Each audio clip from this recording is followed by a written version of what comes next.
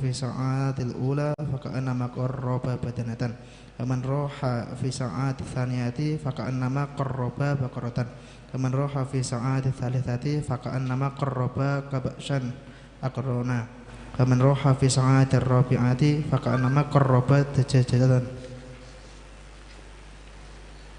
ومن راح في ساعات الخامسة فكأنما قرب بيضة فإذا خرج الإمام طويت الصحف ورفعت الأقلام واجتمعت الملائكة عند منبر يستمعون ذكرا ويقال إن الناس في قربهم عند النظر إلى وجه الله تعالى على درج بكورهم إلى جمعته ثم إذا دخلت الجامع فاطلب الشفاء أول فإذا اجتمع الناس فلا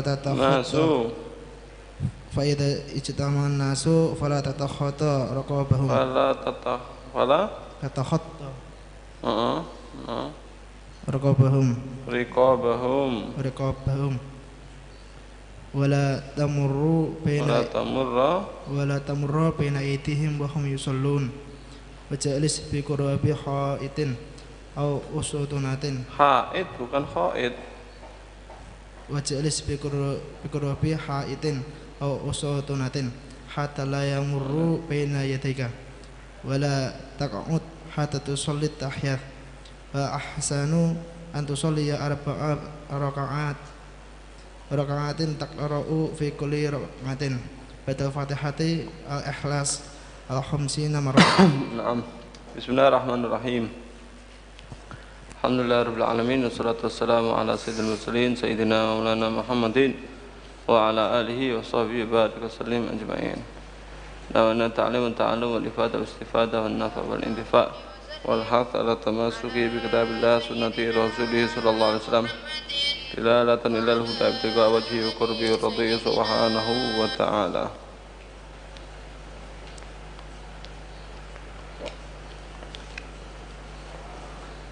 Radhiyallahu ankum ila ankal radhiyallahu an.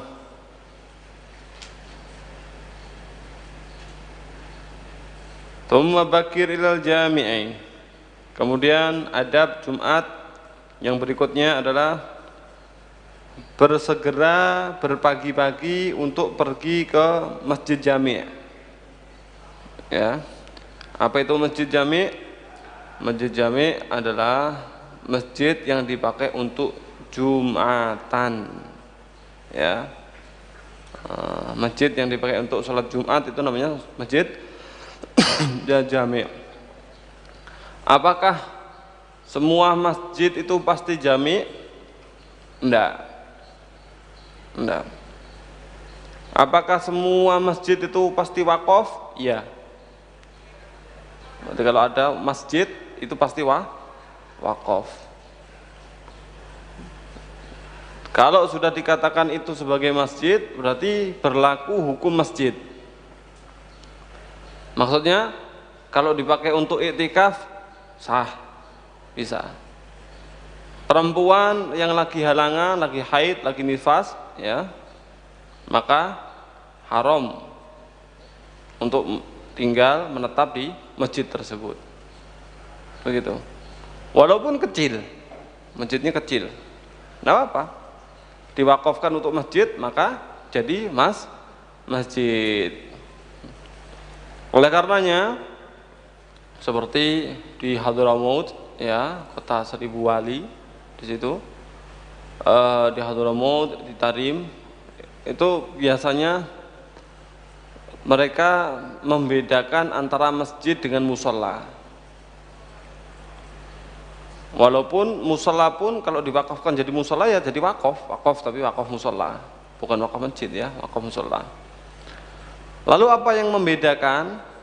Apakah kalau musola sudah diwakafkan boleh dibongkar-bongkar, boleh dipindah-pindah, atau sekarang diwakafkan nanti bisa dijual misalkan? Enggak, wakaf ya tetap wakaf. Cuman bedanya kalau wakaf musola maka tidak berlaku hukum-hukum masjid yang khusus untuk masjid. Contoh, perempuan yang lagi halangan, lagi haid, nifas, boleh masuk ke musola. Nah, kalau di musola. Atau tidak berlaku juga hukum tentang i'tikaf.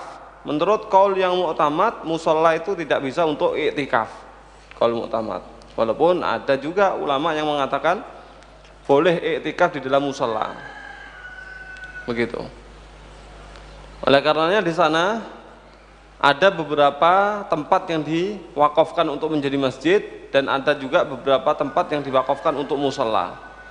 Yang biasanya wakaf untuk musola itu dipakai untuk ngajinya ibu-ibu atau gadis-gadis. Begitu ya. Nah, mereka itu di sana ada ngaji seperti bab kewanitaan, bab nikah, bab mendidik anak, bab haknya suami istri. Itu kan penting. Penting itu. Lah gimana mau jadi istri yang solehah kalau nggak tahu ilmunya? Maka harus ada hadir di pengajian untuk pembahasan hukukul zaujain. Gimana mau jadi ibu baik kalau nggak tahu ilmunya? Maka harus hadir di pengajian yang mengajarkan tentang cara mendidik anak, tarbiyatul aulad. Gimana mau ibadah benar kalau nggak tahu ilmu-ilmunya? Oleh karenanya ada fikih-fikih, ilmu-ilmu yang dibahas, yang hadir di situ perempuan-perempuan mengenai haid, nifas, mengenai tata cara sholat, wudhu dan lain sebagainya. Ada. Dan nanti kalau waktu halangan bagaimana? Kan di musola. Kalau musola haid, nifas pun boleh masuk. Begitu, ya. Nah, berarti masjid itu tidak harus jami'. Berarti kecil diwakafkan jadi masjid boleh. Tapi kalau masjid jami' itu adalah masjid yang dipakai untuk sholat Jumat. Ini di sini disebutkan tsumma bakir ilal jami'. Kemudian berpagi harilah menuju ke masjid jami'. Was'a ilaihi alal haynati wasakinati.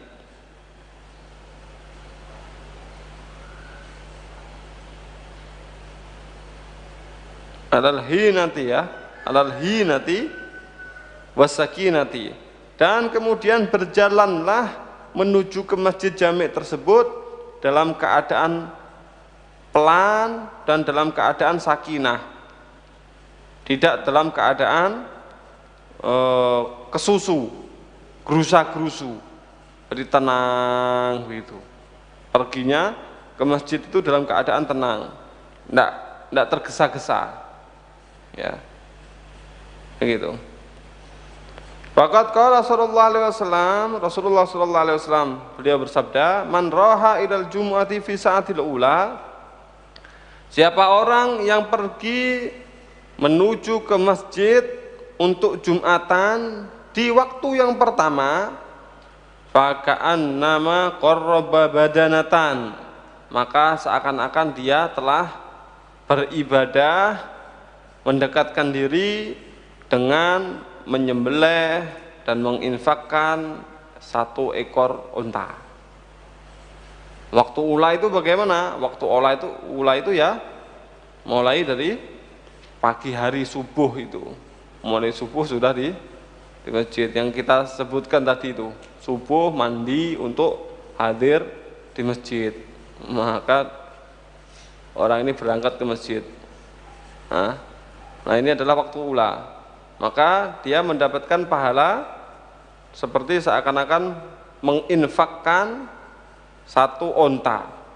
Wa man raha fi sa'ati tsaniyati fa ka'annama qarraba baqaratan. Siapa orang yang pergi masjid di waktu yang kedua, maka seakan-akan dia mendekatkan diri kepada Allah dengan memberikan satu ekor sapi. Wa man raha fi sa'ati tsalitsati fa ka'annama qarraba kabsan. Siapa orang yang pergi ke masjid di waktu yang ketiga, maka seakan-akan dia mendekatkan diri kepada Allah Subhanahu wa taala, menginfakkan satu ekor kambing. Akrona yang punya tanduk. Nah, ini yang punya tanduk ini lebih mahal, lebih bagus daripada yang enggak. Begitu. Ya. Wa man ra'a fi sa'atir rabi'ati fa ka'annama qarraba dajajatan. Siapa orang yang pergi ke masjid jami' di waktu yang keempat, maka seakan-akan dia mendekatkan diri dengan satu ekor jago, ayam jago. Nah. Kemudian dajajah ini secara mutlak tidak harus jago, laki perempuan, jantan ataupun betina. Jadi seakan-akan dia menginfakkan, ya, mensedekahkan satu ekor ayam, jantan ataupun betina. Wa man raha fi sa'atil khamisati fa ka'annama qarraba baydatan. Siapa orang yang datang ke masjid di waktu yang kelima, maka seakan-akan dia mendekatkan diri berinfak dengan satu buah telur. Begitu. Masya Allah. Ya. Berarti kita subuhnya katakanlah jam berapa? Jam 4. Sekarang jam 4 lebih ya, hampir setengah 5 ya. Atau setengah 5? Berapa? Hah? Setengah 5 kurang sedikit. 4 lebih 19. Ya katakanlah setengah 5 ya.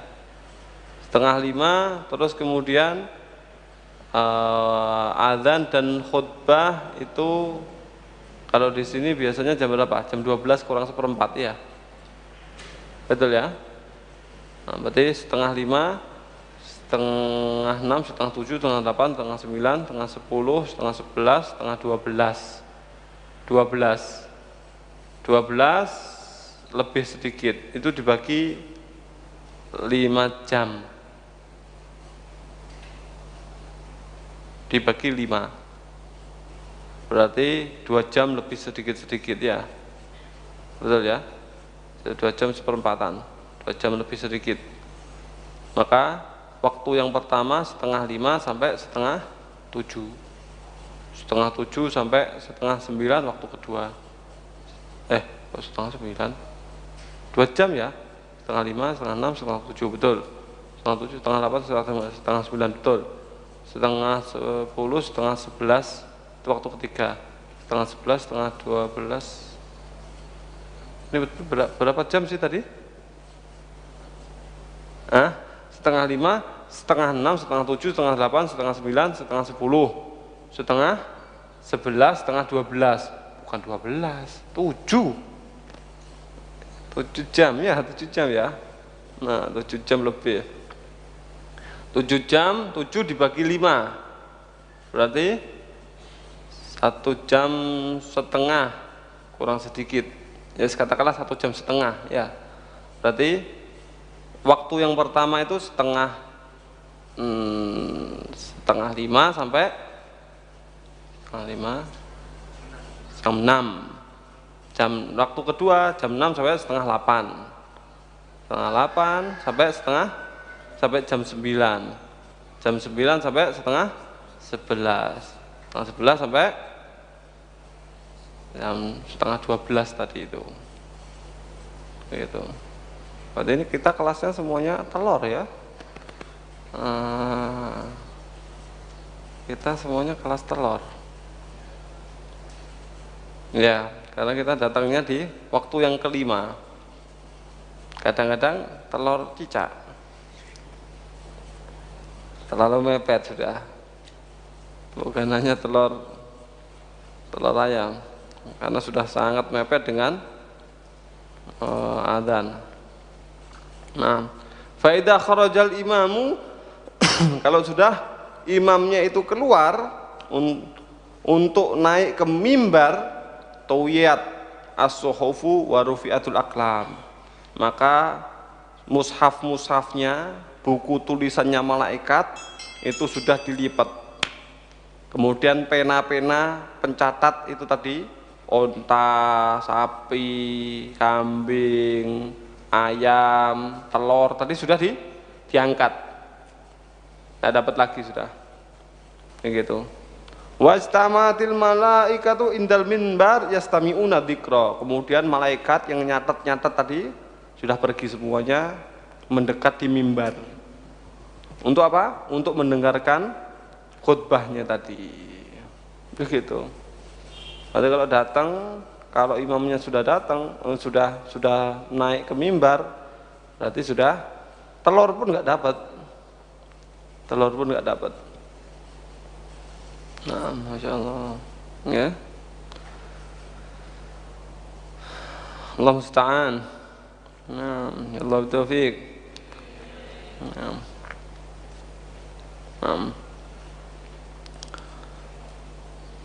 Kemudian wa yuqalu dikatakan innan nasa fi qurbihin indan nadhari ila wajhillahi ta'ala ala qadri bukurihim fil jum'ah. Dikatakan bahwasanya manusia dalam derajat kedekatan mereka ketika melihat zat Allah Subhanahu wa taala. Nanti kan manusia yang masuk ke surganya Allah Subhanahu wa taala diberi nikmat yang lebih nikmat daripada nikmat surga. Betul ya? Apa itu? Melihat zat Allah Subhanahu wa taala. Wujuhu yauma idzin nadhirah ila rabbiha nadhirah, begitu. Ada beberapa wajah yang bisa melihat zat Allah Subhanahu wa taala nanti di surganya Allah Subhanahu wa taala. Seberapa dekat mereka melihat kepada zat Allah Subhanahu wa taala itu sesuai dengan kadar paginya mereka menuju ke Jumatan. Semakin mereka itu pagi menuju ke Jumatan, maka semakin dekat juga mereka ketika melihat zat Allah Subhanahu wa taala. Dan melihat zat Allah Subhanahu wa taala itu sangat nikmat, bahkan menghilangkan atau sampai lupa terhadap kenikmatan surga. Begitu. Bahkan ditanya ketika mereka sudah nikmat sekali kenikmatan surga yang luar biasa, ya. Ditanya, "Maukah kalian ditambahi nikmatnya?" Bingung mereka. Tambah nikmat apa lagi? Kita mau apa saja sudah tersedia. Kepingin itu nggak pakai lama. Kalau kita datang ke restoran yang bagus, datang masih nunggu. Ini enggak langsung tring, begitu. Kelihatan ayam, enak ya ayam panggang. Ayam jadi panggang langsung jadi ayam panggang. Itu buah-buahan berebut untuk dipetik. Buahnya yang datang untuk dipetik. Begitu. Wah, nikmat sekali. Dan makan seberapapun ternyata tambah nikmat. Kalau kita kan semakin makan semakin, ya betul ya, makan rambutan enaknya, wah luar biasa. Ternyata 1 kilo sudah tidak enak, 2 kilo tidak mau sudah, 3 kilo bahkan kamu kalau bisa bayar, kalau kamu bisa makan 5 kilo saya bayar. Ya kan? Berarti menunjukkan bahwasanya 5 kilo itu berat, tidak enak. Padahal kalau 1-2 enak, nikmat. Kalau di surganya Allah Subhanahu wa taala enggak, semakin dimakan semakin nikmat. Begitu. Nah, ternyata semakin makan semakin nikmat seperti itu dan tidak ada capeknya, tidak ada lelahnya, tidak ada sumpeknya. Ya, nggak ada sakitnya, ternyata masih ditawari mau ditambah nikmatnya. Bingung mereka, nikmat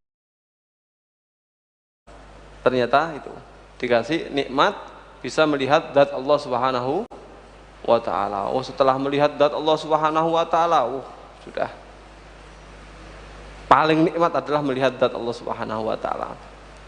Tentu saja kepingin mereka dekat. Semakin dekat semakin nikmat.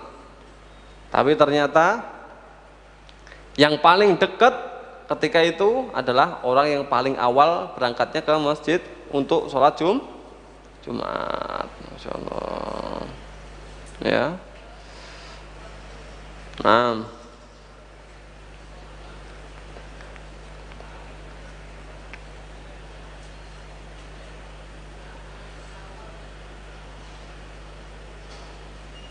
Nah, kemudian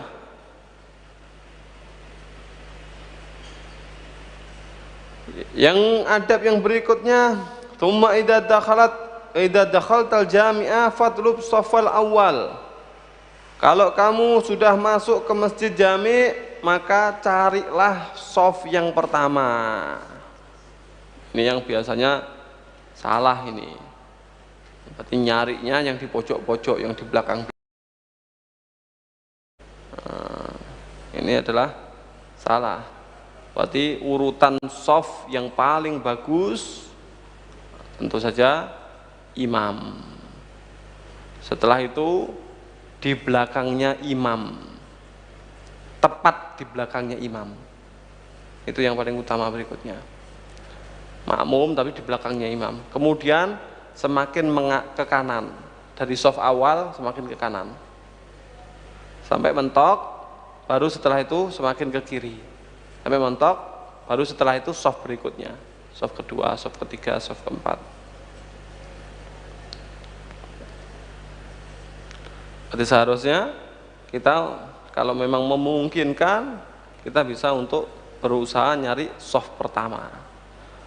Gitu.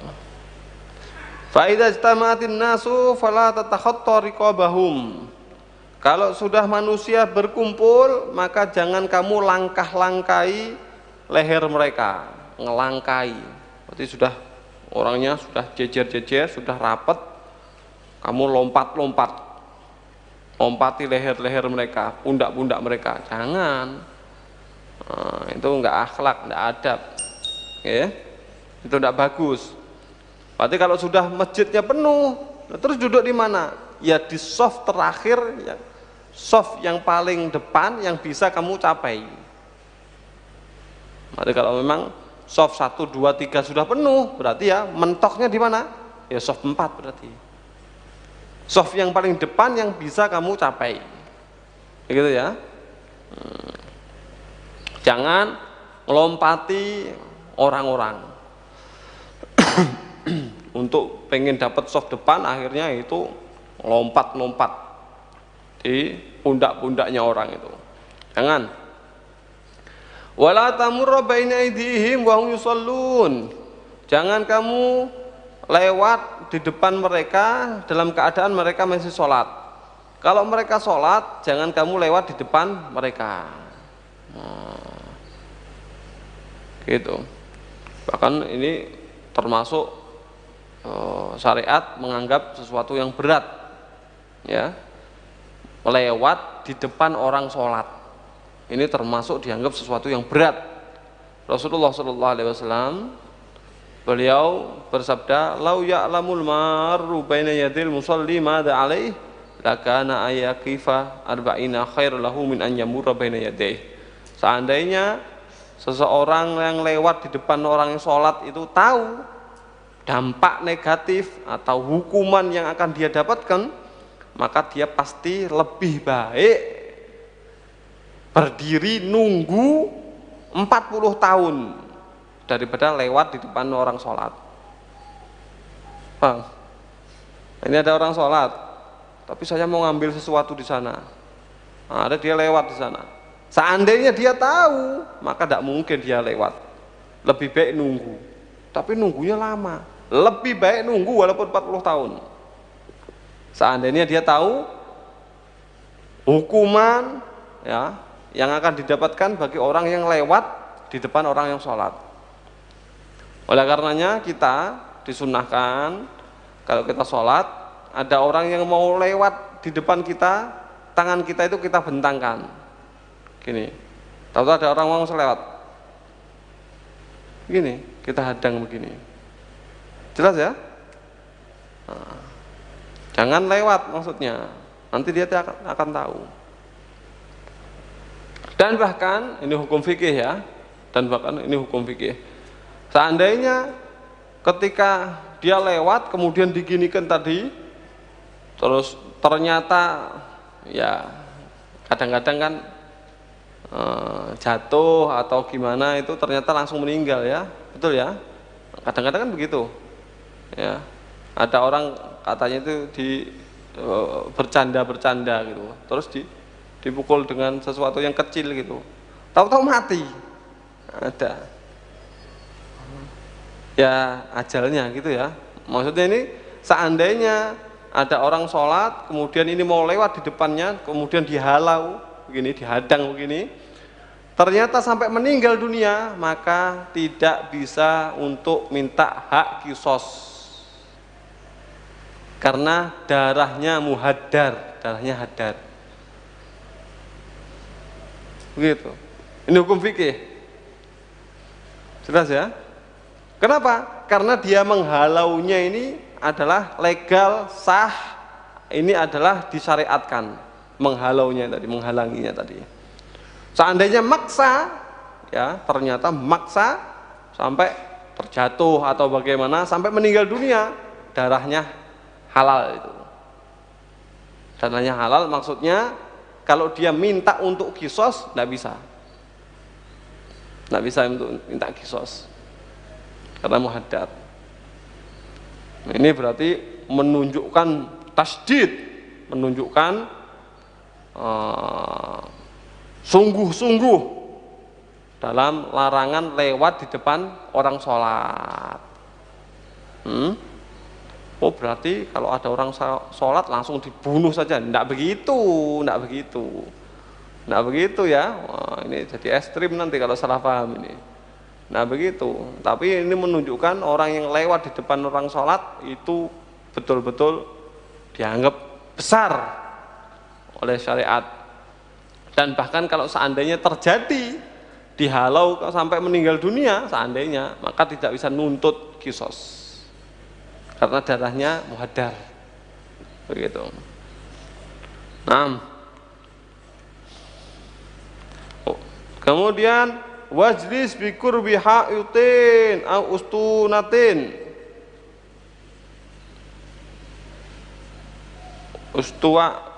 Ustuanatin. Ya. Bi qurbi ha'itin au ustuanatin. Hatta la yamurra baina yadik. Dan duduklah kamu di dekatnya tembok atau di dekatnya tiang sehingga tidak ada orang yang lewat di depanmu. Begitu. Jadi kalau kita duduk nyari tempat-tempat seperti itu. Nanti kalau sholat pun juga ini tadi ada yang ketinggalan ya, ada yang ketinggalan. Yang tidak boleh kita lewati orang sholat, kita tidak boleh lewat di depannya itu kalau dia memenuhi persyaratan. Persyaratannya apa? Persyaratannya kalau dia sudah ada satir dan dia tidak berada di tempat yang biasa dipakai lewat. Kalau sholatnya di tengah-tengah, kemudian ada orang yang lewat di depannya, ya tidak ada satirnya, gimana? Satir itu tembok kayak gitu, atau minimal pakai sajadah kayak gitu, itu satir. Ketika kita lewat di depan nginjek sajadahnya jangan, gitu. Ya, ada itu satir itu perinciannya ada. Ya. Nanti kalau dia punya satir, tidak boleh dilewati. Kalau tidak punya satir, atau dia di tempat yang biasa untuk lewat, misalkan dia sholatnya pas di pintu masjid, masjidnya begini, kemudian di pinggirnya, pinggir kanan dan pinggir kiri ada pintunya, kan ada ya, masjid yang belakang ada pintunya dan kanan kiri ada pintunya. Dia tahu-tahu sholat di tengahnya pintu itu, ya, pintu masjid dia sholat di tengahnya situ. Yang masjid tersebut biasa untuk pintu tersebut biasa dipakai lalu lalang, dipakai untuk lewat, ya maka bagaimana? Ya kalau lewat jangan salahkan orang, karena dia yang salah. Dan juga selain di Masjidil Haram, kalau di Masjid Nabawi enggak, beda. Di Masjidil Haram, nah, kalau di Masjidil Haram kita sholat, tahu-tahu ada orang yang lewat di depan kita, biasa itu. Karena memang seperti itu di Masjidil Haram, dipakai untuk tawaf, begitu. Nah, Wala taq'ud hatta tusolliya tahiyah. Jangan kamu duduk sampai kamu sholat tahiyatul masjid. Wal ahsanu an tusolliya arba'a rakaat. Yang lebih bagus kamu sholat 4 rakaat. Taqra'u kulla rak'atin ba'dal fatihati al-ikhlasa 50 marratan. Yang kamu membaca di setiap rakaatnya setelah surat Al-Fatihah membaca Al-Ikhlas 50 kali. Jadi kalau memang bisa datang ke masjid, kemudian jangan duduk dulu, sholat tahiyatul masjid. Kalau bisa sholatnya 4 rakaat, 1 rakaatnya 50 qul huwallahu ahad setelah Fatihah. Berarti kalau 4 rakaat berapa kulhu? 200. Gitu. Nah. Wa fil khabar anna man fa'ala dzalika lam yamut hatta yara maq'adahu minal jannah au yura lahu. Dalam hadis disebutkan bahwasanya orang yang mengerjakan hal tersebut, apa hal tersebut? Sholat 4 rakaat, setiap rakaatnya 50 qul huwallahu ahad, ya, tahiyatul masjid sebelum sholat Jumat tadi. Orang yang mengerjakan hal tersebut, maka dia tidak akan mati sampai dia bisa melihat tempatnya di surga. Atau diperlihatkan bagi dia tempatnya di surga. Dia melihat atau diperlihatkan. Gitu. Wala tatruk tahiyata wa in kana al-imamu yakhthub. Ya. Oleh karenanya banyak sekali orang yang meninggal dunia itu sakit ya. Sakit sekali. Nah, seperti orang yang dikuliti hidup-hidup atau terkena senjata tajam tapi seluruh tubuh. Nanti kalau kita kena pisau satu itu kan perih luar biasa ya, tapi ini seluruh tubuh. Atau sama seperti orang yang menelan sauka ini kayak duri ya, kelelekan duren gitu ya, bukan biji durennya ini kelelekan duren, kemudian ditarik itu durennya sampai isi perutnya itu keluar begitu. Berarti rasanya bagaimana? Sakit sekali. Tapi seperti itu pun ada orang yang meninggal dunia tapi tersenyum, seakan-akan melihat sesuatu yang indah gitu. Berarti ngerasakan sakit apa enggak? Ngerasakan sakit, tapi hilang kadang-kadang, ya, kadang-kadang hilang. Begitu. Ini contohnya seperti apa? Orang yang sakit tapi saking kayak contoh ya, orang yang seneng sepak bola gitu. Sepak bola. Dia sepak bola tidak pakai sepatu. Kemudian sampai kakinya terkelupas gitu. Atau kukunya berdarah gitu. Ya.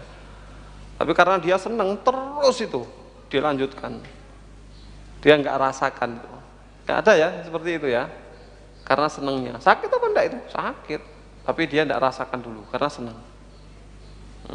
Ini juga begitu, dia rasakan sakit tapi enggak dirasakan karena ada sesuatu yang lebih senang gitu.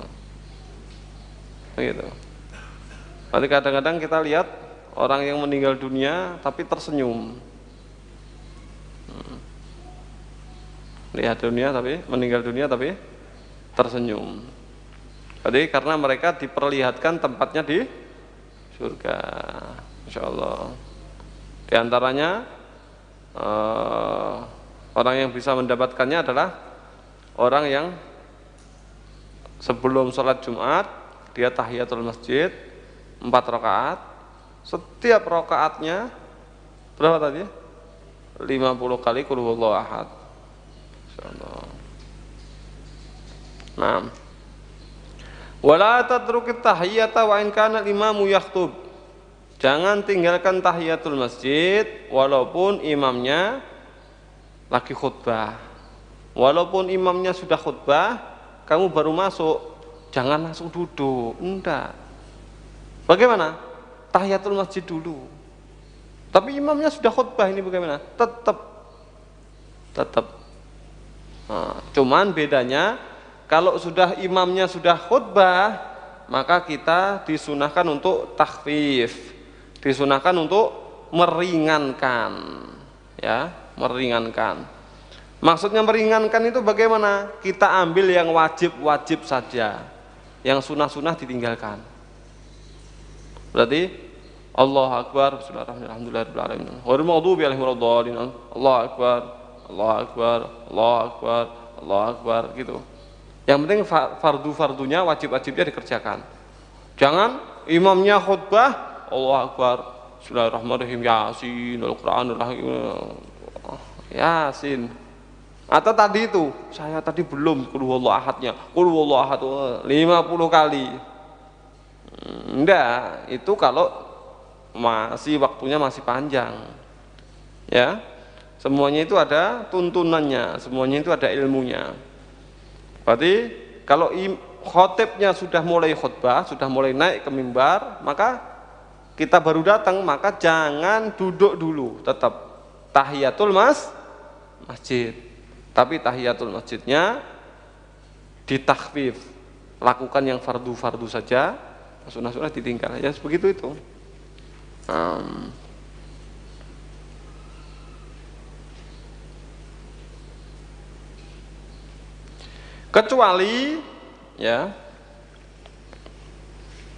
Kecuali kalau dia punya persangkaan kuat, kalau saya melakukan sholat tahiyatul masjid 2 rakaat, maka saya akan ketinggalan takbiratul ihram. Kayak contoh ya, khotibnya sudah ibadallah innallaha ya'murukum bil adli wa ihsan, sudah hampir selesai. Atau Allahumma ighfir lil mu'minina belum tahiyatul masjid, Allahu Akbar. Nah, imamnya takbiratul ihram, dia belum selesai. Maka kalau seperti ini lebih baik ditinggalkan tahiyatul masjidnya. Ya. Apa tadi pandasannya? Kalau dia ingat, kalau dia punya persangkaan, kalau dia sholat 2 rakaat walaupun ringan-ringan, dia akan ketinggalan takbiratul ihram bersamaan dengan imam. Karena sudah khutbahnya sudah mau selesai. Bagaimana? Ya sudah, kalau begitu tunggu saja sebentar, ya. Wala yaqud, ya, jangan duduk, tunggu sebentar saja supaya bisa langsung sholat bareng dengan imamnya. Jelas? Begitu ya. Nah. Wallahu a'lam. Ala kulli hal, tidak dianjurkan untuk duduk di masjid sebelum sholat tahiyatul masjid. Kalau seandainya harus duduk karena memang keadaan tidak memungkinkan, contoh ada pengajian atau ada apa, ya, tempatnya tidak memungkinkan untuk kita tahiyatul masjid, kita sudah rapat gitu, tidak mungkin untuk tahiyatul masjid, maka bagaimana? Ya sudah, duduk di masjid, cuman membaca baqiyatus shalihat. Apa itu baqiyatus shalihat? Subhanallah, alhamdulillah, la ilaha illallah, Allahu akbar. Gitu ya. Berapa kali? 4 kali. Ya, baca baqiyatus shalihat 4 kali. Ya. Itu ganti daripada sholat tahiyatul masjid. Kalau memang tidak memungkinkan untuk kita sholat tahiyatul masjid. Nah, wallahu a'lam.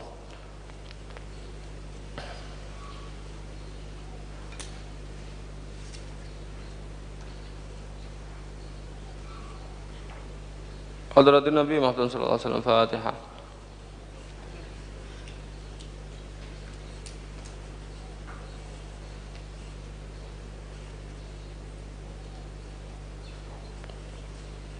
رب فانفعنا بما علمتنا رب علمنا الذي ينفعنا رب فكنا وفكها لنا وكرامة لنا في ديننا مالك قدر أنت وذكر ربي وفقنا وفقهم لما ترتدي قولي وفعلا كرما ورزق كل حال دائما وأغلى العلماء مهتبي خير واغفر كل شر ربنا أصلح لنا كل سوء أغفر برضا من العيون أغدي أن ربنا كل ديون قبل أن تأتينا رسل منون أغفر واستر أنت أكرم من ستر صلاة الله تغشى المصطفى من إلى الحق دعانا والوفاء كتاب فيه للناس شفاء على أهلك أرض شرفا وعلى أصحاب مصابه الغرار اللهم اهدنا بهداك واجعلنا ممن يسارع في رضاك ولا تولينا وليا سواك لا تجعلنا ممن خالف أمرك وعصى حسبنا الله نعم الوكيل لا حول ولا قوة إلا بالله العلي العظيم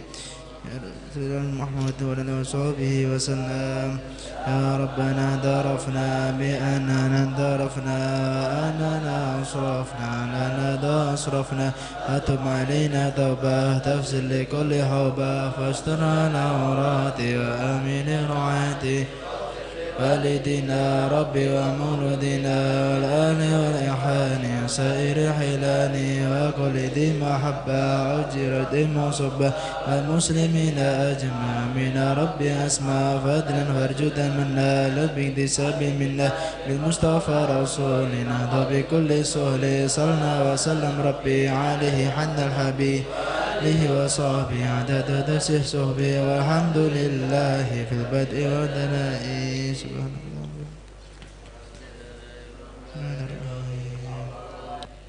مفادنا البرية يا باشدنا بنادية يا صاحب مواهب السنية صل على سيدنا محمد وعلى ساجية واغفر لنا يدنا ولا في هذه الأنسية اللهم يا دائم مفادنا البرية يا باشدنا بنادية يا صاحب مواهب السنية صل على سيدنا محمد وعلى ساجية واغفر لنا